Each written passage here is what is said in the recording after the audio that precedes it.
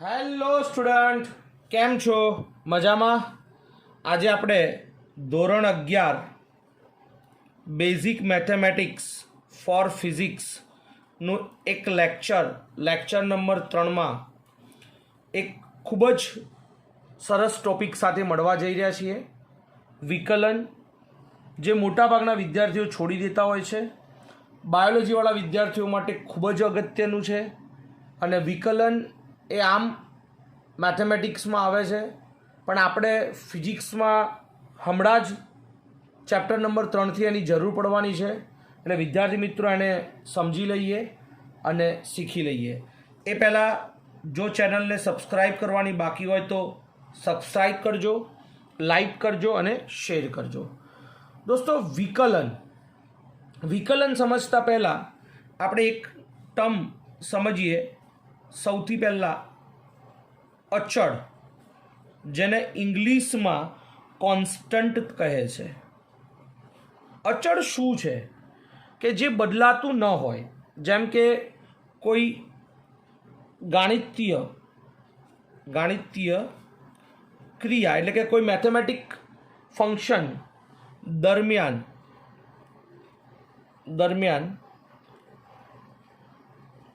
સંખ્યાનું મૂલ્ય કે જે બદલાતું ના હોય તે સંખ્યાને અચળ કહે છે. એક્ઝામ્પલ, પાઈ. તો પાઈનું મૂલ્ય તમે કોઈ પણ ફંક્શન કરો, કોઈ પણ પ્રક્રિયા કરો, કોઈ પણ જગ્યાએ કરો, પાઈનું મૂલ્ય બદલાવાનું નથી. એટલે એને આપણે અચળ કહીએ છીએ. અચળ મતલબ કે બદલાશે નહીં. એના પછી આગળ આપણે વાત કરીએ તો ચલ એટલે કે વેરિયેબલ એટલે બદલાતું હોય. કે જુદા જુદા મૂલ્યોની સંખ્યા લેવામાં આવે જેને ચલ સંખ્યા કહે છે. ચલને સામાન્ય રીતે આપણે એક્સ, વાય અને ઝેડ વડે દર્શાવવામાં આવે છે. એટલે ચલ એટલે કે વેરિયેબલ્સ બદલાતા હોય. અને એ સિવાય ત્રીજી વસ્તુ છે જેને આપણે ફંક્શન એટલે કે વિધેય કહીએ છીએ. ત્રીજી વસ્તુ છે વિધેય, જેને ઇંગ્લિશમાં ફંક્શન કહે છે. એટલે કે કોઈ ચલ વાય એ ચલ એક્સનું વિધેય કહે છે. મતલબ કે ચલ વાય એ એક્સને અનુલક્ષીને પોતાની સંખ્યા બદલે છે, એવું કહી શકાય. જેને દર્શાવવા માટે વાય બરાબર એફએક્સ આ રીતે આપણે લખીએ છીએ. એક્ઝામ્પલ તરીકે હું તમારી જોડે એક એક્ઝામ્પલ લઉં છું કે વાય બરાબર suppose 3x² plus 9x plus 8 છે. હવે જો તમને કોઈ એવું કહે કે જો ઇફ x બરાબર 1 હોય તો y બરાબર શું થાય? એટલે તમે જ્યાં x હશે ત્યાં 1 મૂકી દો બેટા. 3, 1 નો વર્ગ 1, 9 into 1 plus 8, 3 plus 9 plus 8, 3 ને 9 12, 12 અને 8 કેટલા થશે? 20 થશે. એટલે આ થઈ ગયા તમારા 20. પણ જો તમને કોઈ એવું કહે કે x બરાબર 2 હોય તો y બરાબર શું થશે? એટલે જ્યાં x હોય ત્યાં 2 મૂકી દો બેટા. 3 2 નો વર્ગ 4 9 into 2 plus 8 4 into 3 12 9 ગુણ્યા 2 18 અને 8. એટલે આ શું થશે બેટા?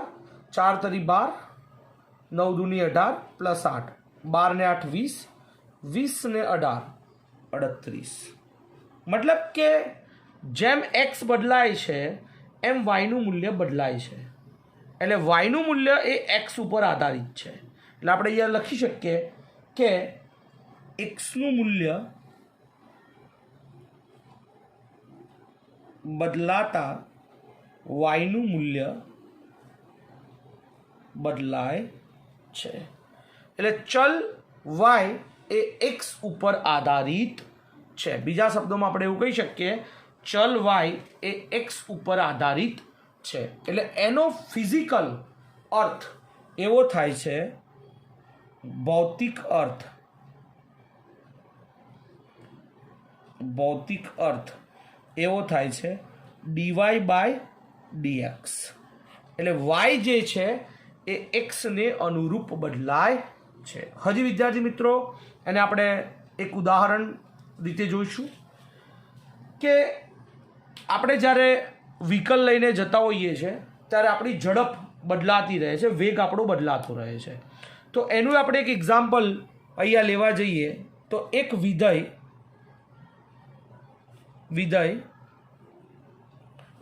y માં થતો ફેરફાર અને ચલ x ના જે ગુણોત્તર છે એ ગુણોત્તરને x ની સાપેક્ષ y માં થતો ફેરફાર દર કહે છે. એનું ઉદાહરણ આપણે લઈએ તો એનું ઉદાહરણ શું થાય તો કે જો કોઈ પદાર્થ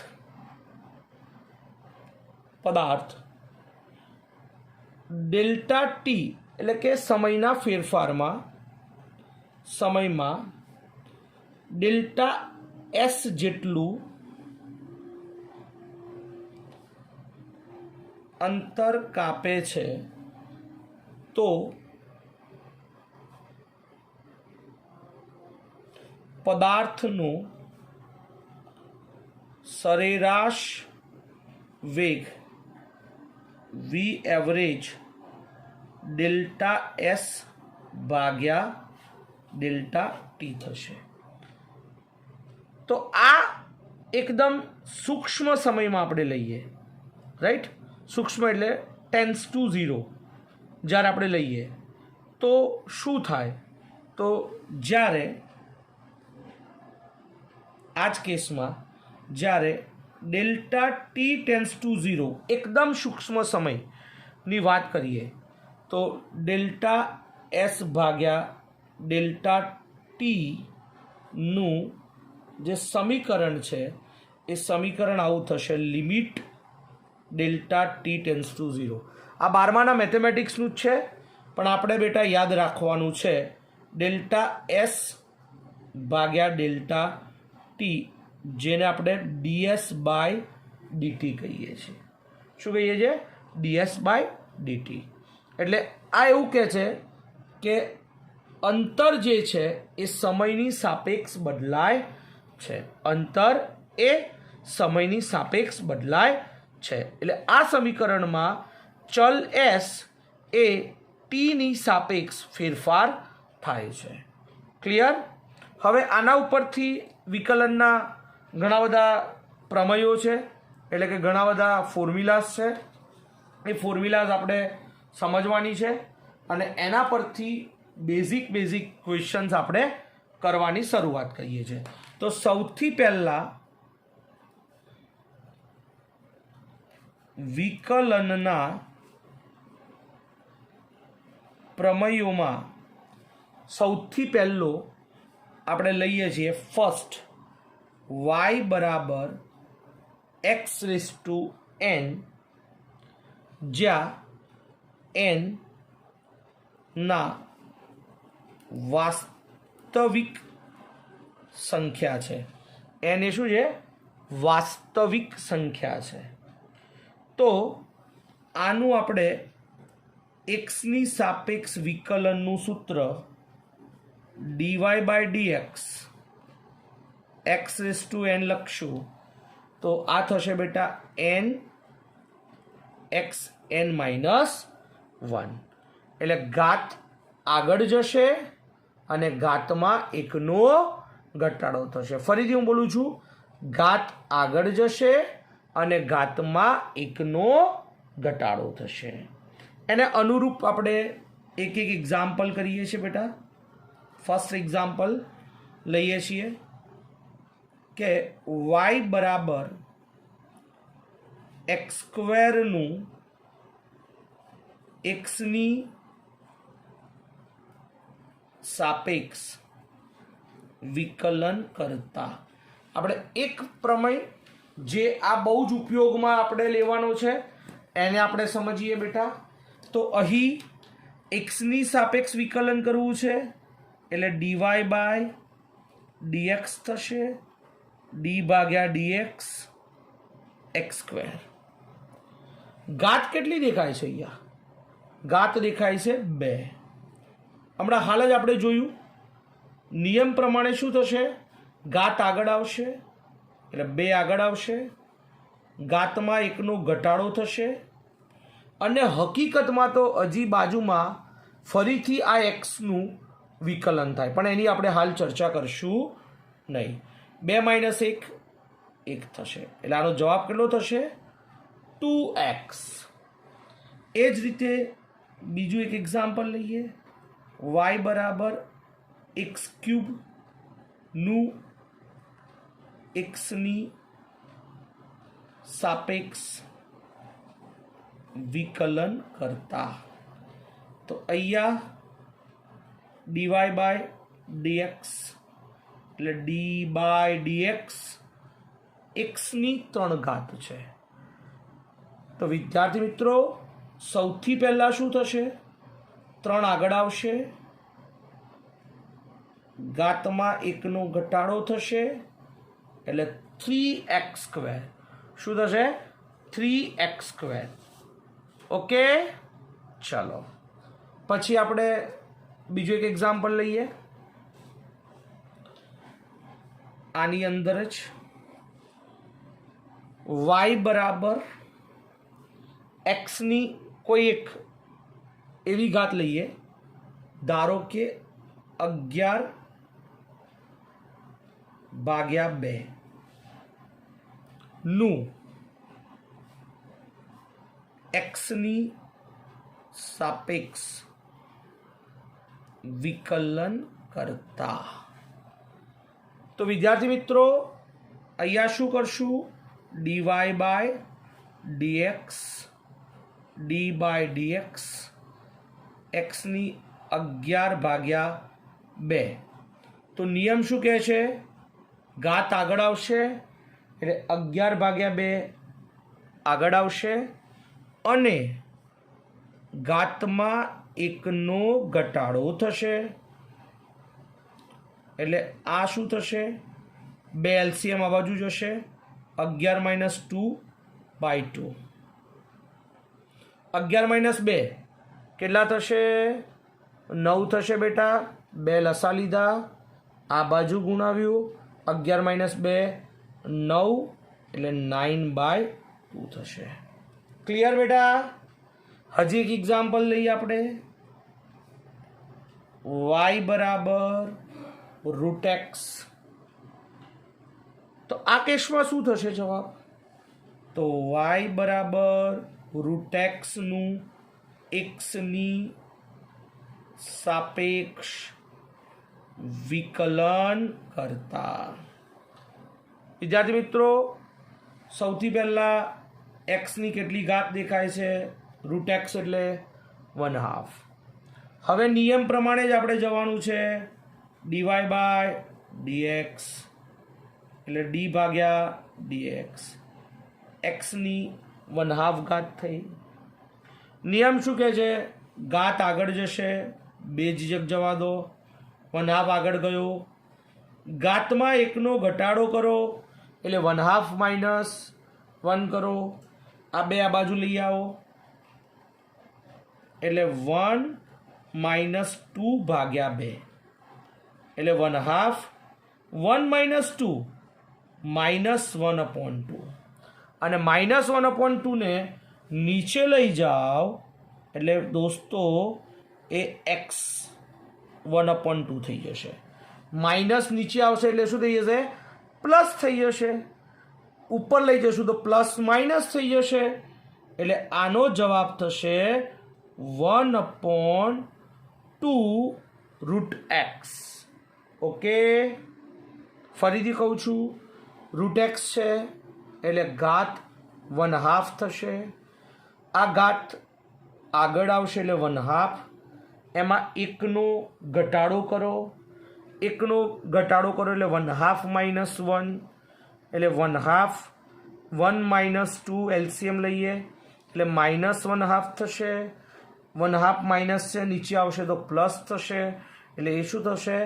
1/2 રૂટ એક્સ. ક્લિયર? ક્લિયર? આપણે દરેક વિધેયના એક્ઝામ્પલ જોઈને જ આપણે આગળ જવાનું છે. હવે એક નવો વિધેય નંબર 2 લઈએ છીએ. વિધેય નંબર 2 શું કહે છે? જો સી એટલે કોન્સ્ટન્ટ અચળ હોય તો એનું વિકલન 0 થાય. આવું વિધેય કહે છે. પણ આપણે એની સાબિતી કરવી છે. એની સાબિતી કઈ રીતે કરીએ? એક્સની સાપેક્ષ જોવું છે, વાયની સાપેક્ષ જોવું છે, જેની સાપેક્ષ જોવું હોય જોઈ શકાય. હમણાં અત્યાર સુધી આપણે શું કરતા હતા? જે બી આપણે ચલ લેતા હતા એક્સ તો એક્સની સાપેક્ષ સંકલન કરતા હતા, અહીંયા એક્સ તો એક્સની સાપેક્ષ કરતા હતા. એટલે અચળનું વિકલન 0 કેમ થાય? તો ધારો કે હું વાય બરાબર મને ગમે છે એવી વેલ્યુ લઈ લઉં છું 3નું એક્સની સાપેક્ષ વિકલન કરતા. દોસ્તો આ સાબિતી છે આની. આમ તો જરૂરી નથી પણ આપણે આની પ્રૂવ કરવાનો ટ્રાય કરીએ અને પ્રૂવ થઈ પણ જશે. એટલે નિયમ પ્રમાણે બેટા આપણે શું કરશું? DY by DX good D by DX 3. પણ 3ની આગળ 1 તો ગુણાયેલો જ હોય. ગુણાકારનો એવો નિયમ છે કે કોઈ પણ વસ્તુને 1 જોડે ગુણો તો એ જે વસ્તુ હોય એની એ જ રહેવાની છે. એટલે અહીંયા આવું લખાય 1 ગુણ્યા 3. કોઈ પણને 1 જોડે ગુણીએ તો જે વેલ્યુ હોય એની એ જ વેલ્યુ રહેવાની છે. અને બીજું આપણે આવું જોયું હતું કે કોઈ પણની 0 ઘાત હંમેશા 1 થતી હોય. તો આ 1 છે એની જગ્યાએ આપણે આવું મૂકી દઈએ એક્સની 0 ઘાત. કારણ કે મારે સરળ કરવું હતું. મારી જોડે પહેલો વિધેય જે ભણ્યા આપણે, વિધેય પહેલો આપણો શું હતો કે એક્સની n ઘાત હોય તો ઘાત આગળ આવે અને ઘાતમાં 1નો ઘટાડો થાય. એટલે મારે ગમે તે કરીને આ ફંક્શનને એક્સના ફોર્મમાં લઈ જવું હતું. એટલે મેં અહીંયા શું કર્યું? 1 કર્યો અને કોઈ પણની 0 ઘાત 1 જ થાય એટલે ત્યાં મેં મૂકી દીધું એક્સ. હવે આપણો નિયમ શું કહે છે? ઘાત આગળ જાય તો ઘાત કેટલી છે ભાઈ? 0. કોઈ પણ વસ્તુ 0 જોડે ગુણાય તો એ વસ્તુ જે બી તમે ગુણો 0 જોડે ગુણશો, ભલે ને 0 માઇનસ 1 કરો પણ એનો ગુણાકાર 0 જોડે થાય તો જવાબ શું આવે? 0.